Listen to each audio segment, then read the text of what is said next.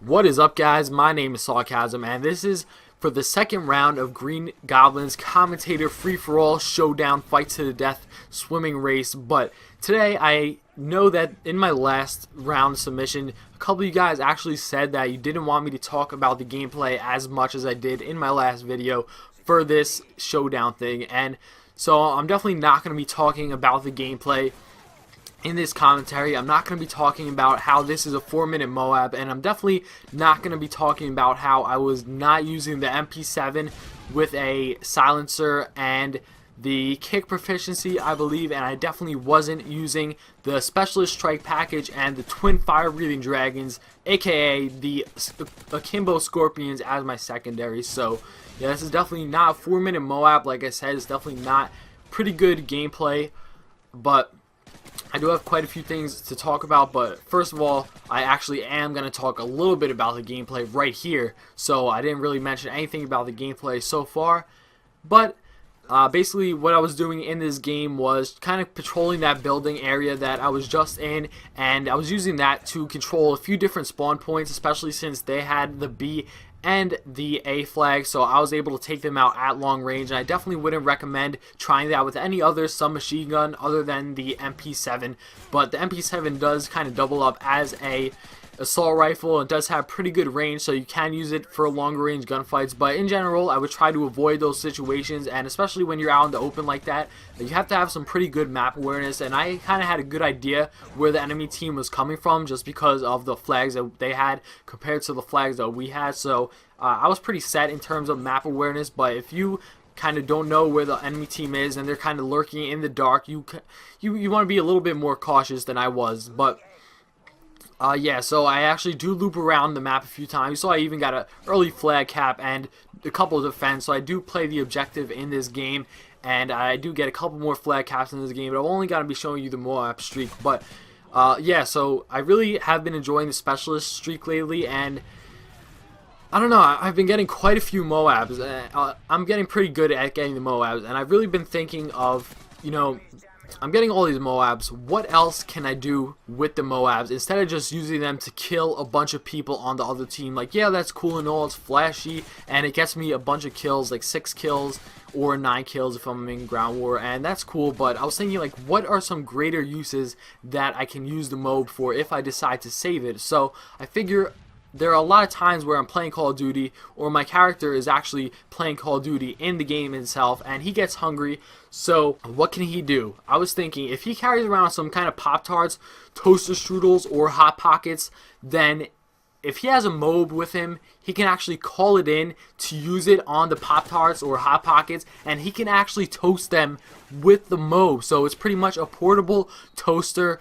Maybe you want some grilled cheese. I think that's a really effective way to put the Moab to good use other than just killing a bunch of people. So I'm pretty much thinking that I'm going to be using it for my soldier as a portable toaster from now on. Let me know what you think of this idea. Maybe you want to try it for yourself. I haven't really tested it, so I don't really know how it's going to work, but in theory it sounds like a great idea, and I'll never go hungry again while playing Call of Duty, so I could just play forever. And who doesn't want to play Call of Duty forever? But anyway, there's my Moab, and yeah, you see we were down, but because of the Moab, we are actually free to capture the B flag, and then we are able to hold 2 flags and actually win the game. Unfortunately, I cannot show you guys the full game because of time constraints, but we honestly do win this game. So thanks for watching, guys, and good luck to Blackie, or Blacklight, just call me Blackie, whatever you want to call him. He is actually my opponent in this round for the Commentator Challenge, and he's a pretty good friend of mine.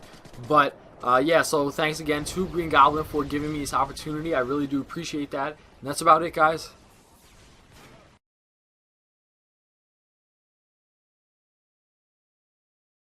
Alright, how you doing, guys? My name is Blacklight. Today I'm bringing you a Moab with the Model 1887. Not sure why this gun is in Call of Duty Modern Warfare. After all, it is a black powder weapon, but you know what? It's really fun to use. This gun has a reputation for being really hard to get Moabs with and just not a fun gun to use. But I disagree. I think this has got to be one of the most fun guns to use in the game. And I think the reason it has that bad reputation is because it's how long it takes to cock the gun in between each shot, but it's really not that much different from the Spaz or the KSG or any other pump actions. And it's really fun to use, and I think the gameplays are also entertaining, and they're very entertaining, I should say, to watch. And so I hope you guys enjoy this. It is a Ground War Moab, and it should be flawless, but you'll see what happens. And I get 31 kills. So, I figured today that I would talk about Rage, because after all, I am playing Modern Warfare 3.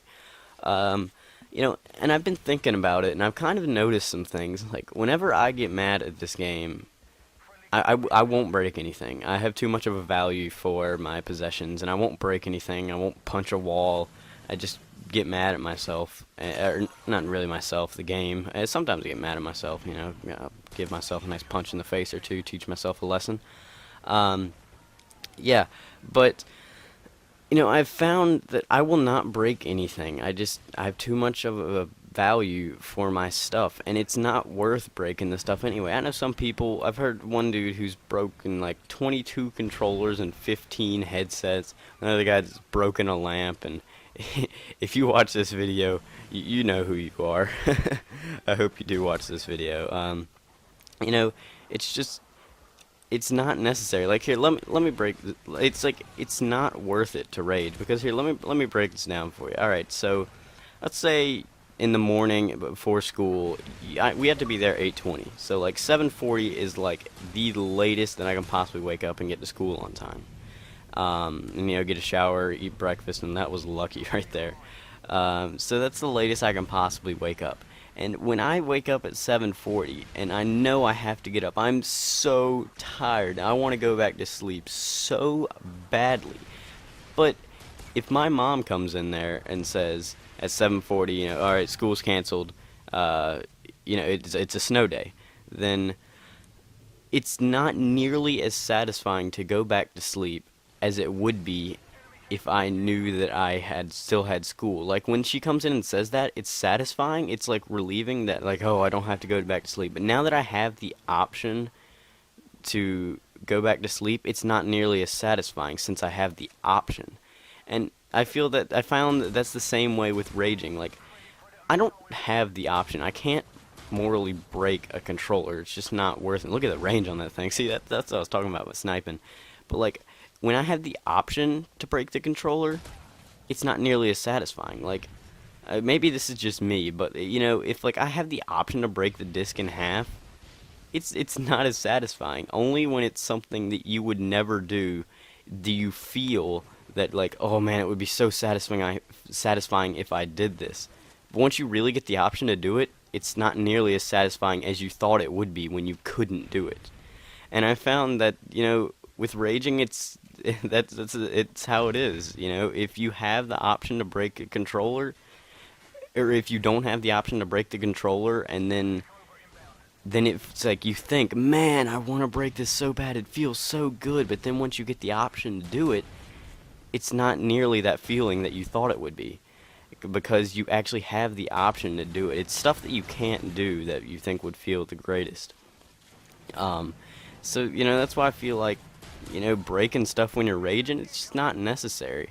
And and sometimes when I just rage verbally, like, I think that by doing that I'm gonna get some sort of gratification by, like, when I'm in a party, I'm like, guys, man, this just happened to me, and they're like, and then I'm like, oh man, if I tell them, maybe they'll agree with me and it'll make me feel so much better. But then again, you still died by final stand, so it doesn't matter. You died by final stand. Telling people that you did and yelling about it isn't going to make it any better, because I never get that gratification from them that I want.